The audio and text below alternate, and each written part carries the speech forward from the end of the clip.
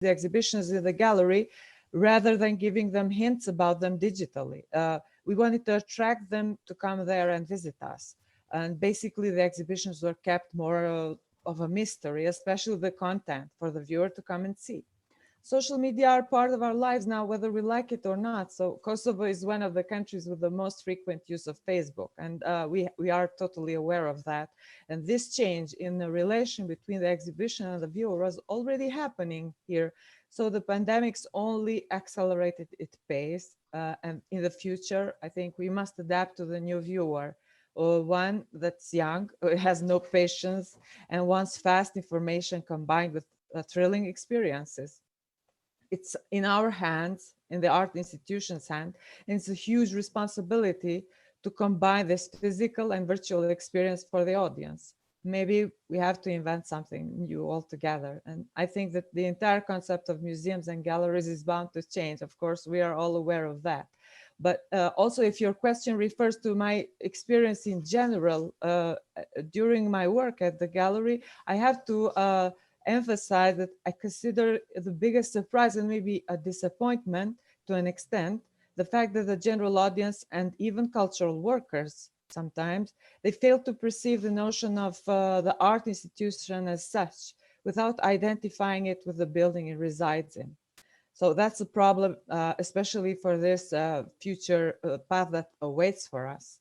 So the institution of the building is considered as one which, especially in the case of the National Gallery of Kosovo, is very demeaning and discouraging because the building it occupies does not fulfill its needs as an institution. So it's also dangerous since the institution cannot perform properly if it's identified merely with a space within four walls. Thank you. Very much, Arta. Good stealing of internet. It works. And next, shall we go to Nia, please? Diolch, Dhikshana. Well, there have been several surprises, but I'm just going to focus on the work that young people have been doing with us during lockdown. Their energy and enthusiasm has been amazing, and the young people we work with call themselves the Amgueddfa can be producers. They're independent young people between the ages of 18 and 25, and they work really as agents of change in the museum. They challenge and change our practice, and they've done that particularly during this last year. At the museum, engagement is everybody's work, and the producers work with all departments. They get involved in a range of things, from interviewing posts to co-producing exhibitions, to reframing policies, to taking over social media platforms. The producers themselves decide what they want to focus on, and then they're given the space and the resources to undertake real life activism, really, and have their voices heard. This scheme is part of Kick the Dust, which is a 10 million pilot programme funded by the National Heritage Lottery Fund, with a primary aim, really, of widening and diversifying engagement with young people around heritage. There are 12 organisations across the UK involved in the scheme, and we all share our learning and evaluations together just to develop the practice, really. I put some links in the chat so you can have a look at those schemes across the UK. We're collaborating with charities and not-for-profit organisations, which we've worked really closely with during lockdown, and particularly charities that specialise in working with young people and supporting vulnerable young people, people like Barnardo's Children in Wales. Our partners are funded for their contributions and their expertise. Working in collaboration in this way means that the work that we do doesn't happen in isolation, but is part of a wider provision for young people involved. The initiative is managed by a consortium, and that includes our trustees, our partners, representatives of staff, and of course the Amgueddfa Cymru producers themselves. And it's been really uplifting to watch them work during lockdown, delivering new exhibitions and displays, including co-producing an exhibition called The Future Has a Past in Wales with an artist in the Netherlands, which was very challenging, delivering a range of discussions and commissions as part of Black History 365, and launching their own museum Instagram account. With the right kit and Wi-Fi credits, remote working and video calls have enabled our Amgueddfa Cymru producers to work across Wales with great speed. This has also democratised access to museum planning boards, making it easier for the young people to participate. We will be building on these more agile ways of working post-COVID. The young people have also worked with great kindness, empathy and solidarity, all essential values really for us as an institution, but also for individual well-being. The producers are also currently reverse mentoring myself and the board of directors, and their lived experience really is providing us with a very different lens on our work. They aren't shy in challenging some of the failures of our past decisions and are rightly challenging us on our current decisions. This approach to widening participation with young people based on the United Nations Conventions of the Rights of the Child is a way of working for us and will become part of our new 10-year strategy at the museum. With youth movements building across the world, alongside a reduction of the voting age here in Wales, we can no longer ignore their hopes for a better future. And I just want to finish with a quote from a great Welsh thinker, philosopher and Marxist, Raymond Williams, who said, "To be truly radical is to make hope possible rather than despair convincing." Diolch. Thank you, Nia.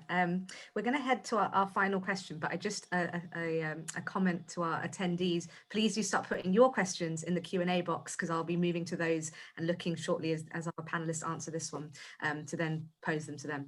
So my final question to all three of you is, could you provide one example of a key enabler that would lead to an impactful community engagement and make museums and galleries relevant to society post 2020? So just to reiterate, a key enabler that would make impactful community engagement beyond 2020, which is very near now because we're coming to the end of the year. So I'm going to go to Nia first, actually, this time. Diolch, Dhikshana. So I'm going to just focus on two areas which are interrelated, really. How we measure the impact of our work and our relationship with funders. Our sector hasn't in the past been that effective, really, in measuring the impact of our work. We focus too much on measuring outputs with quantitative measures, rather than focusing on outcomes and qualitative measures. If we are to have impactful community engagement, then we must focus on understanding and capturing the outcomes of our work. This is essential so that we know which models and practice works best, and also so we've got robust evidence for funders. Most museums are practiced really in producing visitor studies, evaluation reports, and gathering data about visitors and non-visitors.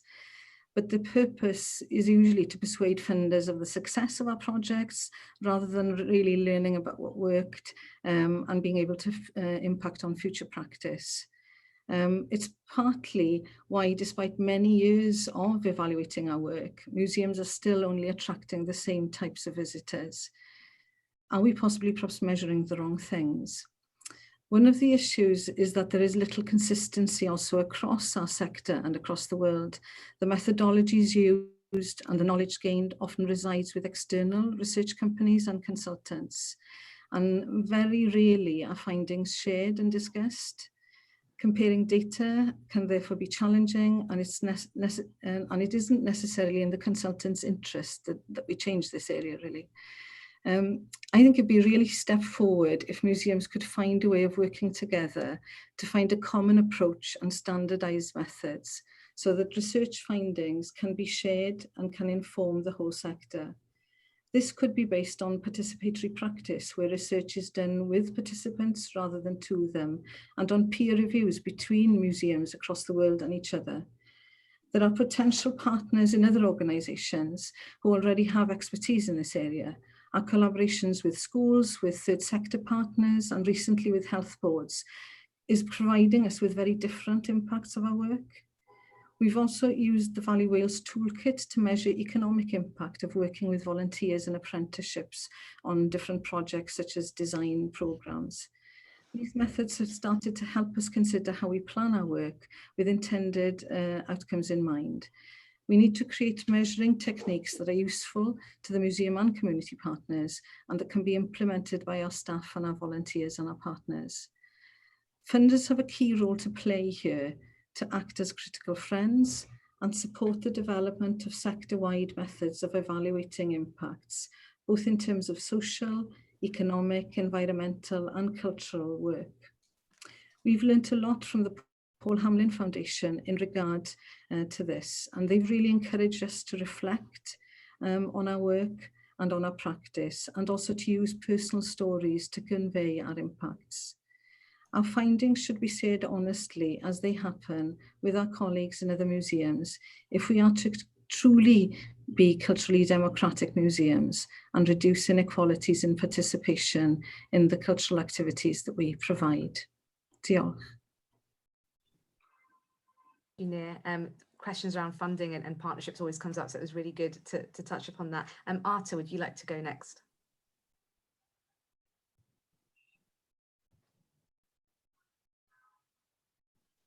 You're still on mute, Arta.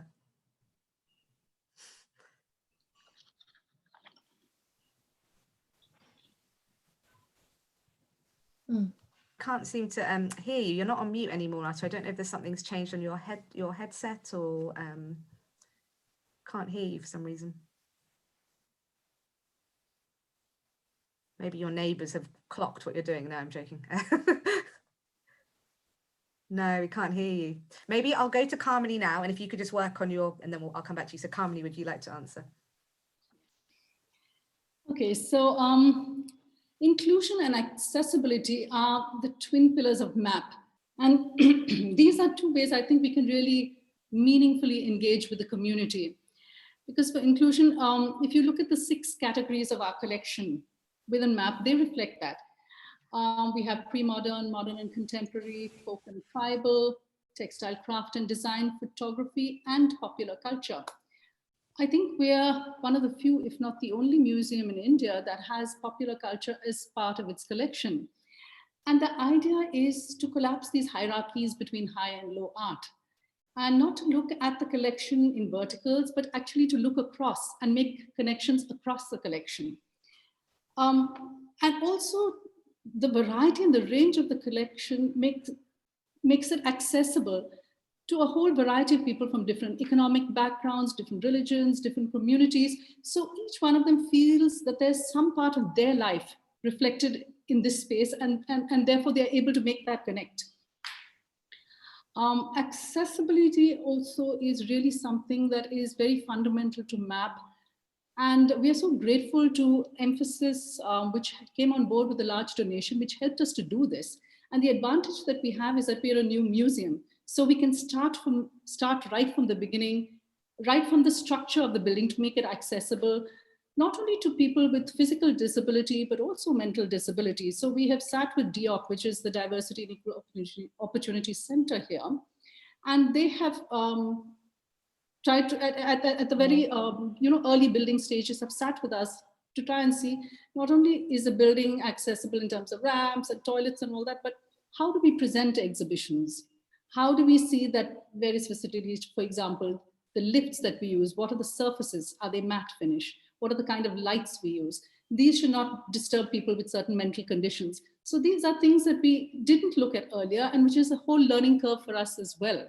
So how do we do that? Even in our digital museum and all our online offerings, we've sat with Barrier Break to see what can we do. Of course, from the very basics in terms of the font sizes and the color contrast and the alt text, so that people with visual disability will be able to see the images or get descriptions of the images that you carry.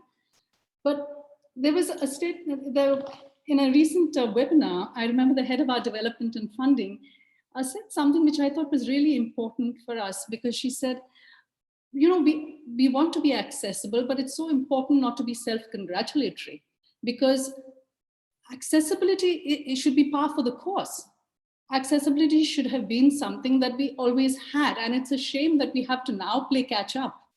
So what we are doing is not revolutionary, it's just basic. I mean, that everybody has access to whatever your society has to offer. So that's how we are trying to approach the whole idea of inclusion and accessibility. And I'd like to mention here a project that is very special to us, which is a mural that was commissioned by MAP by the Aravani Art Project. And they had created these beautiful murals all over. We'd seen them at festivals, we'd seen them at different spaces, and we thought this would be a great project for MAP. And they created for us the story of Bangalore, which is the city that the museum is in. And it really captured the spirit of the city, the different kinds of communities that make it up to be, it's the tech hub of the country. And the Arabani Art Project is actually a collective of transgender women and a community that's also very marginalized. And this collective was to provide them a platform to interact with the community. So it was great for us to find someone who created beautiful artwork and who also helped us fulfill the mission of MAP. And so we're really proud of this project. So, yeah, so that's one way we thought, which was a meaningful way of interacting with the community and, you know, getting. Yeah, no, thank you very much. Arta, I'm going to come to you. Is your sound fixed? I don't know. It doesn't say that it's wrong. Can you hear me now? We can hear you. Oh, thank God. Thank God. Well, to answer your question without losing time, I just wanted to state that about Kosovo situation, it's kind of special because we haven't dwelled for long in the museum culture and we don't have a long museum tradition. So Kosovo has merely a few museums, mainly public, with ethnographic, archaeologic, and historic content. The Museum of Nature is still a project on paper. So museums in Kosovo in general don't get many visitors, maybe due to the fact that we missed this gradual development of museums and the audience didn't develop a museum visiting habit. We also missed the interactive museum phase altogether. From the classical notion of the museum as the spectacular temple of heritage, information, knowledge, we have skipped a few steps and now we are heading towards the museum of the future, a museum of virtuality and digital environments. And during my work in the National Gallery, I have never liked the idea, honestly, that the word museum represents in a traditional way. And the general audience didn't visit the gallery that much unless they know the artist. By general audience, I mean people that are not connected to art directly in their profession. Our audience was limited and always unchanged. And I feel that the building is partly to blame for that because it sets certain boundaries, physical ones that condition other boundaries as well. So I consider that the key enabler to ensure community engagement and relevance of cultural institutions would be some kind of omnipresence of institutions in two parallels, physical and digital, an institution that doesn't identify with only a building, but it's an integral part of a community, just as the community is a part of the institution. As an example of what we attempted to do in that direction is a project that the National Gallery started in collaboration with the Pristina municipality, which is our capital, and its mayor, and it's not finished, even might be canceled altogether, although I don't want to sound pessimistic. Due to some changes in decision-making bodies, the future of this institution is unknown. But we all hope that it will be soon opened during next year. And it's called the Shelter Project. It's planned as an emergency museum, and it's kind of a shelter really for the collection of the National Gallery, which, as I mentioned before, the building doesn't provide space for permanent exhibition of this collection. And it's really sad that people don't get to see the collection at all, and they don't have any clue about the history, the recent history of art of Kosovo and all the region, actually. It will be the first of its kind, a museum inside the community. And its location is really interesting as well. It's located in a socialist architecture, you know, bomb shelter on a sunny hill, a very nice name for this neighborhood, which is very densely populated. And well, the three sides of the building, if I can describe it to you a bit, they are underground and only the front side is open. So it looks a bit like a Teletubby house, but it's really nice and spacious inside. And I will only add that, well, in the future, learning from the pandemics, we must not underestimate the digital audience, I'm saying again, and the possibilities that this medium offers towards reaching out to the young audience. Thank you very much. And actually, just picking up on your last point there, I've been looking in the Q&A and also in the chat, and there's quite a lot of conversation around digital, I guess. It was something we moved to, and Nia, you also touched upon that digital inequality. And we know that that creates another barrier. So the physicality, you've all mentioned the four walls of our buildings and, you know, the barriers that can create. But I guess the conversation, the kind of questions that are coming up are, what are examples of ways that during this period, you know, you address digital inequality or had ways to connect with your communities in real life or in IRL, the term that we kind of see a lot more. And I have no particular order to go to this, so whoever feels they want to jump in first, please do. I hope one of you jumps in.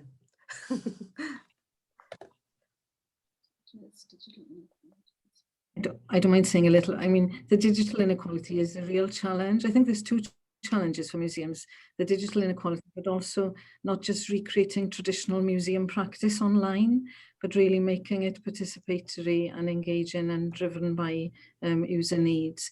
I mean, one of the things that we've tried to do here is to work with some of the local authorities in Wales and then provide free Wi-Fi credits and kit with local authorities and schools into homes which are challenged with digital poverty in a way. So that's perhaps one approach is working, you know, with local authority organisations really. But I think, you know, in terms of what we've seen as well is that the engagement is very different. The type of users that we're having are very, very different, and that's calling for, you know, different type of content really. So with us letting the young people develop that has been really a key part of how we've taken that forward. Thank you, Nia. Kamini or Arta, do you want to jump in, or I can ask another question? Yeah, among our populations, you know, digital connectivity is still a long way to go. So I think for us, we will have to balance both the physical museum and what it provides with the digital museum, because through the digital museum, we can reach audiences maybe across the country and across the world. But if we have to penetrate into the heart of India, then our physical museum really still is important. And kind of things that we've done, even in our education programs, we've tried to look at what are the networks that exist, for example, in rural areas, and we try to collaborate with them rather than create a parallel network again and replicate that whole thing. So I remember we've tied up with something called the Agastya Foundation, which already has this network which carries science in a box right into villages and little towns which don't have any accessibility. Even on a cycle, someone carries in this little you know, museum science in a box. And we decided, okay, let's create the museum in a box and have that carried out through this network to various places. So those are things that we'll have to run in parallel with the digital initiative. I don't think it's one or the other. Yeah, I think I 100% agree. I think we've pushed ourselves to think beyond a very obvious digital strategy, which is just putting things on social media, for example. But yeah, that balance of the digital inequality, and Museum in a Box sounds brilliant. And I know there's other organizations here within the United Kingdom that have had family packs that have been delivered at food banks. So when families are picking up food, they can also pick up those packs. And so there's lots of ways, again, I said at the start about creativity and innovation, I guess. And Arta, any additions from you? I guess what you said about Kosovo is really interesting, because the highest Facebook users, digital is so important, but also what you said is let's not release everything online. Let's get them to the building, because otherwise we give too much away. So I wondered if you wanted to expand any more on that. Well, that's a question that I haven't been able to like address properly. And well, if I go back to the gallery, I will still be dealing with that. I don't know if it's a really a big challenge for us. Although I think that due to the fact that we have been investing a lot in the young generation, meaning with our educational program, I think although the results aren't measurable yet, and it's a thing that it's a program that you can't know right now what the results are. I hope that in the future we have done a bit of a planting a seed of this museum visiting culture that we lack of.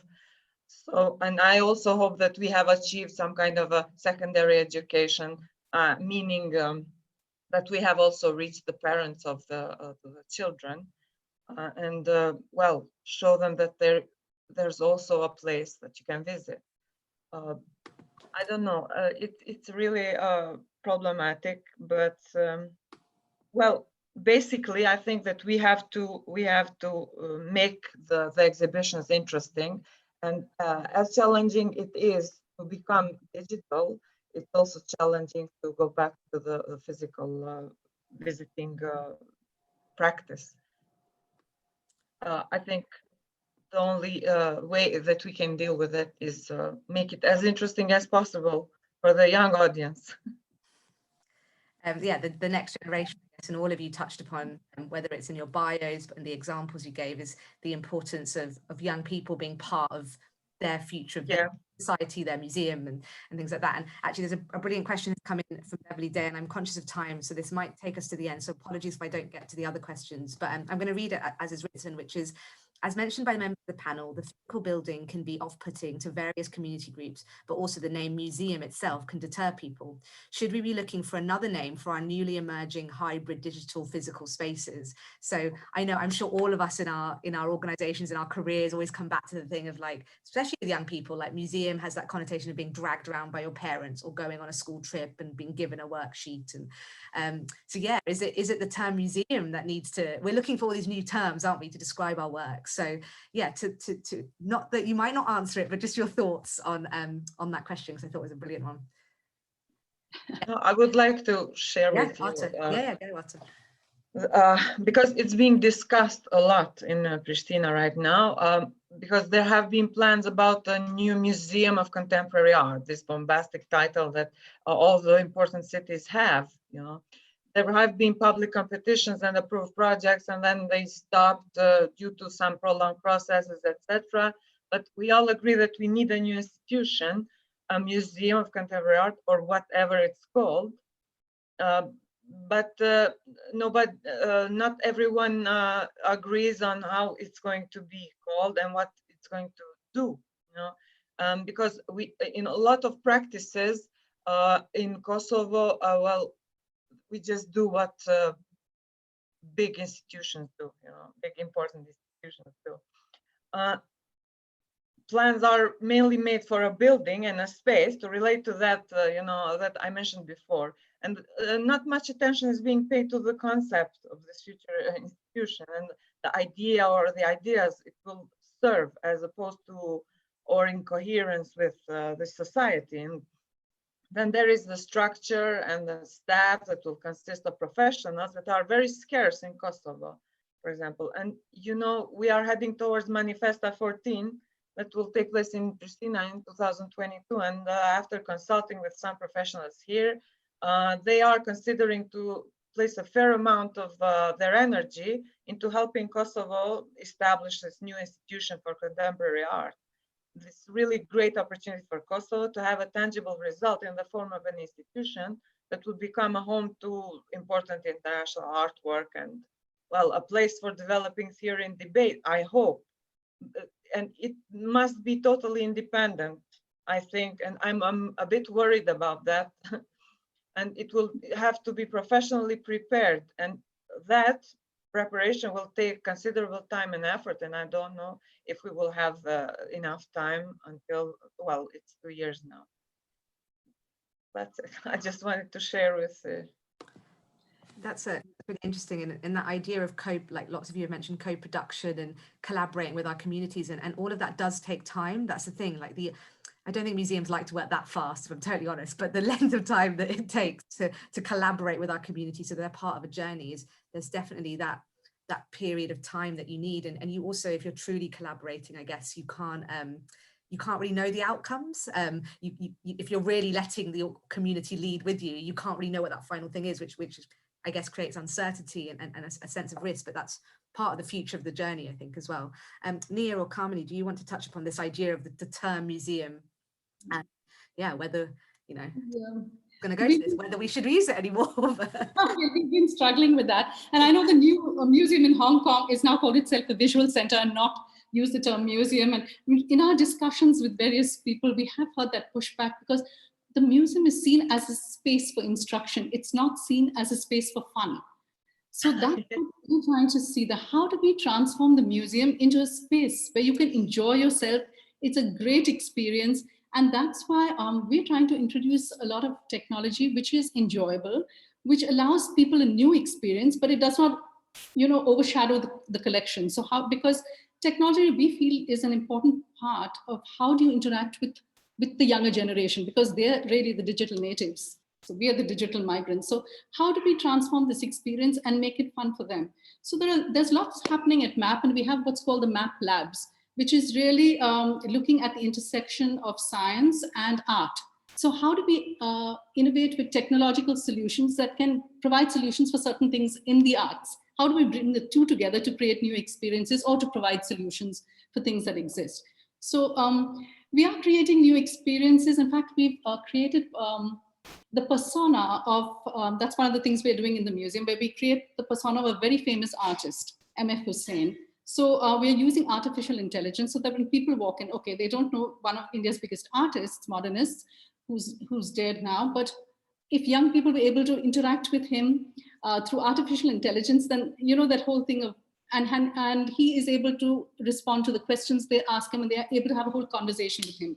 So those are kind of things, experiences we're trying to bring in, which get people interested in what the museum has to offer and in art.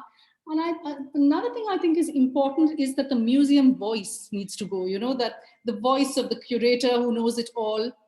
One thing that I found really interesting, which I think the Pinakotheka did, was to have labels, for example, written by different members of the community. For example, there's a label written by a child, there's one by an artist. So you have these different voices that come in, and it makes it far more interactive and participatory, because I don't think the museum can continue on the path that it has for so long, where we tell people what they should see and how they should see it. I think it has to be far more interactive than that, and far more participatory with the community. Thank you, Kamini. And Nia? Yeah, I agree with what Kamini and Arta have said, really. I don't think we need to change the name. I think we need to change what we do. And then that will help redefine what museums are, really. Great experiences relevant to community today and driven by community needs today. And I think if we can change the work that we're actually doing and focusing on, then people's perception of museums will also change.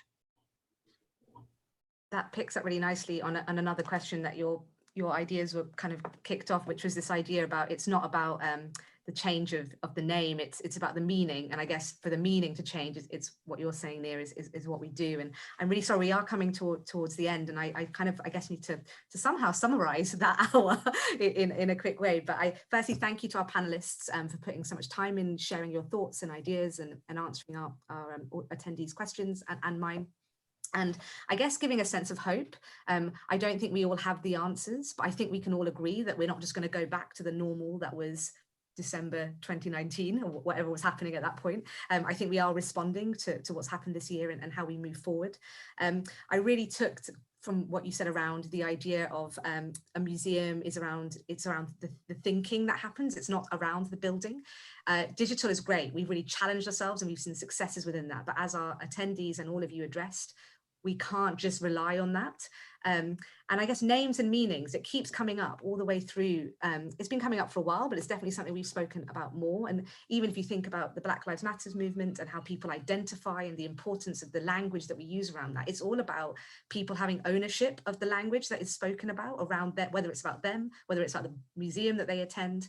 And I just wanted to share one example from Somerset House. So at the start of lockdown, we created a digital online skills program, and me and my producer called it an online program, hardly the most creative name. And one of our young people said, that's not going to get anyone in. Let's call it Upgrade Yourself, because it's digital, it's kind of upgrading, but it's also upgrading the skill set. And I said, how did you come up with that? And she went, oh, it's a Beyonce song. I listen to it all the time. I think we get institutionalized through our careers, through our work. I think we start thinking in a very particular way, and we need to find ways to not go through pandemics all the time or massive, movements, but to find that time where we're thrown a bit off the track so we think differently and that we listen to different people. And thank you for around the world sharing those thoughts and ideas. I think we all have lots to take away. So on that, I'm going to hand back to Oriana, and thank you very much for letting me be part of this session as well. Yes, thank you all so much. Thank you, Dhikshana, Nia, Kamini, and Arta for today's conversation, to the audience as well for your engagement, of course to ICOM UK and to MA for helping us put on these sessions together. Thank you to Catherine for providing BSL and to Claire for the closed captioning, also to Emily for monitoring the chat and including our links. We really hope that you will kind of take this as an opportunity to continue this conversation. And I see that some of you have already connected in the chat, so I hope that you'll continue to do that. Additionally, following this session, we will be sort of sending you a feedback form, which Emily is now putting into the chat as well. Your input really does make a difference in how we kind of offer these sessions going forward. So please do take a moment to fill them in. But lastly, just a massive thank you again to everyone. And it's been a real pleasure to hear everyone's perspectives from all over the world. So have lovely days and evenings and hope to see you again soon. Okay, thank you. Thank you. Bye.